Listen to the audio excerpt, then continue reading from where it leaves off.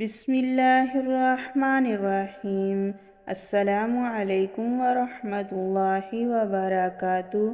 حضرت ابو ہریرہ رضی اللہ تعالیٰ عنہ سے روایت ہے کہ رسول اللہ صلی اللہ علیہ وآلہ وسلم نے ارشاد فرمایا، مسلمان وہ ہے جس کی زبان اور ہاتھ سے دوسرے مسلمان محفوظ ہوں، اور مومن وہ ہے جس سے انسانیت کا جان و مال امن میں ہو، یعنی لوگوں کے جان و مال کو اس سے کوئی خطرہ لاحق نہ ہو۔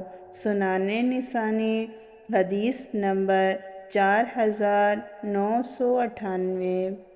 حضرت ابو موسیٰ اشعری رضی اللہ عنہ سے روایت ہے کہ رسول اللہ صلی اللہ علیہ وآلہ وسلم نے ارشاد فرمایا، ایک مومن دوسرے مومن کے لیے عمارت کی طرح ہے کہ عمارت کا ایک حصہ دوسرے حصے کو قوت پہنچاتا ہے، اور آپ صلی اللہ علیہ وآلہ وسلم نے ایک ہاتھ کی انگلیوں کو دوسرے ہاتھ کی انگلیوں میں داخل فرما کر اس کا نقشہ کھینچا۔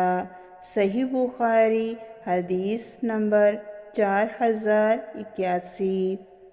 رسول اللہ صلی اللہ علیہ وآلہ وسلم نے ارشاد فرمایا، تین لوگوں کی نہ کوئی نفلی عبادت قبول ہوتی ہے اور نہ فرض۔ نمبر 1، والدین کا نافرمان۔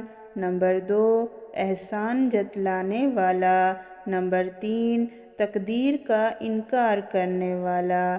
المجمع الکبیر حدیث نمبر 7547۔